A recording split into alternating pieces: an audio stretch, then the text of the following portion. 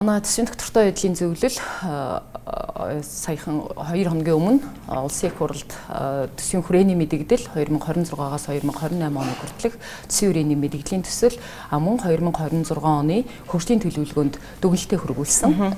За энэ дээрээс ингээд харахад бол харьцангуй харин 3 жилийн зорилго нэгсэндээ төсвийн хүрээний мэдэгдлийнхээ зорилтуудыг бол манай төсвийн доктортой байдлын зөвлөлөөс өгсөн таамаглалын макро эдийн засгийн үндсэн үзүүлэлтүүд төлөв байдлын таамаглалын тайланд бас зарим үзүүлэлтүүдээ бол нэлээд тусгасан.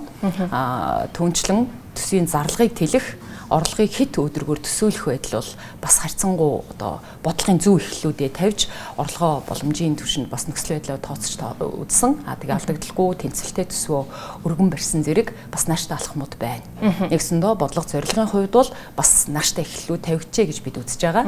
Гэхдээ эдгээр бодлогынхаа хувьд бол яг бодлогыг хэрэгжүүлэх хэрэгжилтийн шатанда илүүтэй анхаарах хэрэгтэй гэдгийг нь харагдаж байгаа. За энэ ялангуяа 2026 оны жилийн хөгжлийн төлөвлөгөөгөөр илүүтэй харагдана. За энэ талаасаа харахад бол үндсэндээ 3 гол баримтчгийг жилийн хөгжлийн төлөвлөгөөнд өргөн барьдаг бодлогын тэргүүлэх чиглэлүүд. За жилийн хөгжлийн төлөвлөгөө яг бүхэлдээ детальчилсан. За дээр нэмээд хян шинжилгээ үнэлгээний шалгуур үзүүлэлтүүдтэй. Тэгэхээр эдгээр баримтчгуудыг бид бас дүгнэлт өгөхийн тулд нэлээд наривчил судаллаа. Ер нь бол тэргүүлэх чиглэлийн 20 зорилго түүндээ нийцсэн зорилтуудаа томьёолсон.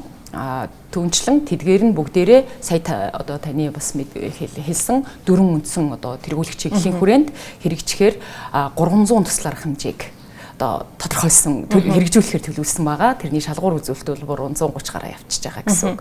Тэгээд бид тэр бүгдийн нийцлийг хөгжлийн бодлогынхоо баримтчгуудтай яаж үйлдэж байна? Хөгжлийн доктортой хөгжлийн төсвийн доктортой байдлын тухай хуультай хэр нийцэж чинь төсвийн тухай хуульд хэр нийцэж чинь хуулийн шаардлагуудаа хангаж гин үү харилцан уялдаатай байна уу эдгээр баримтчгууд нь гэдэг дээр бас нэлээд дүгнэлт өглөө. Тэгээ энэ дээр бол зорилгын хувьдаа бол нийцэлтэй байна.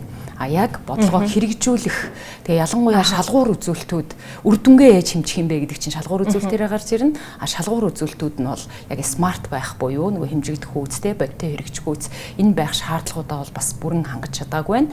Тэгээ бас яг хэрэгжилтийн түвшиндээ уялдаа муутай доголдолтой байна гэсэн дүгнэлтийг бас өгч байна.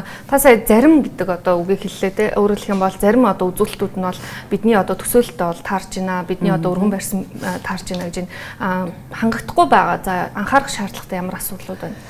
За ер нь сая хэлсэн 4 үндсэн чиглэлийн бодлогоо тэргүүлэх чиглэлээр хэрэгжүүлнэ. За тэгээ түүнийхээ хүрээнд 4 реформыг хийнэ гэдэг. Хүн төвтэй эдийн засгийн эрх чөлөөг цогцлох ийм төлөвлөгөө боловсрууллаа гэж байгаа. Тэгэхээр эдийн засгийн реформ хийгдэн эрхчлөөний тал руугаа илүү чиглэсэн. Тэгээ хоёрт нь төсвийн зарлагын реформ дээр нь нэмээд баялагын сан төрийн өмчт компаниудынхаа засаглалын реформыг хийн мөн төрийн албаны реформыг хийнэ гэсэн. Гэхдээ яг эдгээр үзүүлэлтүүд нь хэдийгээр 4 бодлогын тэргүүлэх чиглэл дээрээ үйл ажиллагаанууд нь байгаа боловч яг энэ үзүүлэлтүүдийг хэмжих шалгуурууд нь бодиттой юу гэдэг бас эргэлзээтэй байгаа. Жишээлбэл боловсрал дээр гэхэд боловсролын шинжилгээ хийнэ, багш нарынхаа чадварыг бэхжүүлнэ, тэдэн мянган багш сургана гэсэн хэрнээ хаана хизээ хідэн хүнийг ямар чиглэлээр эсвэл тэр багш нар тэр сургалтанд яг хідэн хамрагдах юм гадаад дотоодын сургалтанд ямар чадвартай болохын гэх талын зүйлүүд нь бас ойлгомжгүй. Ерөнхий тунхаглалын шинжтэй биччихээд байгаа энэ зорилго гэдэг юм уу реформын зорилтууд нь өөрөө хэрэгжих нөхцөл нь бол хян шинжилгээ үнэлгээний шалгуураар хангагдана. Тэд нар нь яг бодиттой биш үү? Ингээд манай зөвлөл бүр зарим үзүүлэлтийнх нь бүр жишг жагсаалтыг гаргаж өгсөн. Зөвлөмж болгож. За 2000 оноос хойш эдийн засгийн эрхчлөөний үзүүлэлт Монгол улсын хувьд бол нэлээд буурсан ийм чиг хандлагатай байсан. Тэгээд ерөнхийдөө эдийн засгийн эрхчлөөний үзүүлэлт бол төрийн оролцоо тэгээ бизнестэд ямархуу байна. За эдийн засгт төрийн оролцоо ямархуу байна гэж ерөнхий үзүүлэлтийг гаргаж байгаа. Гэтэл одоо сүүлийн үед бизнес эрхлэгчид юу ярьж байна вэ гэхээр төрийн оролцоо бол бизнес рүү хит их орж байна. За бизнесүүд хийх боломжтой энэ салбар руу төр ороод байна гэсэн юм. Тэгэхээр яг одоо энэ хөгжлийн төлөвлөгөөнд тусгасан 300 гаруй төслүүд гэж байна. Эдгээр нь хэр бизнесүүдтэй холбогдож байна? Уг нь бол бизнесийн хийхээр гол зүйлүүд нь бол ялангуяа төр юу хийх вэ? Юу хийхгүй, юунд оролцох вэ гэдэг асуудал хамгийн чухал. Гэхдээ энэ жилийн төлөвлөгөө бол улсын хөгжлийн жилийн төлөвлөгөө. Тийм учраас яг уу төсвийн их усүрээр энэ байна. Бусад их усүрээр одоо хувийн хвшил, дотоод гадаадын хөрөнгө оруулалт, гадаад зээл тусламжаар төр хувийн хвшлийн түншлэлээр хэрэгжих гэдэг тэр зүйлүүд нь бол яг жилийн төлөвлөгөөндөө санхүүжилтийн их усүр, нийт санхүүжилт, жилийн санхүүжилтээр ялгарч харагдаж байгаа. Гэтэл бидний нөгөө яриад байгаа 14 мега төслийн дийлэнх олонх нь одоо шалгуур үзүүлэлтэн тодорхойгүй, хөрөх төвшин тодорхойгүй, ямар их усүрээс санхүүжих нь. За яг зарим нэг дээр нь санхүүжлийн их усүрээ бичиж 330 төслийн 19 санхүүжилтийн их усүргүй 19 төсөл дээр нэмхэн саяны тэр нөгөө санхүүжлийн их усүр тавиагүй гэдэг чинь тодорхой. Ингээд 19 төслийн бүр үнийн дүн тодорхойгүй. Тэн дээр нэмхэн санхүүжлийн их усүргүй нэмэгдээ 38 төслийг ингээд нөгөө яг хамгийн гол үр дүнгээ харах ёстой төслүүд маань бас нэлээд тодорхойгүй үзүүлэлттэйгээр төлөвлөгөөнд туссан байна. Ямар хэмжээний дүнг ярьж байгаа вэ?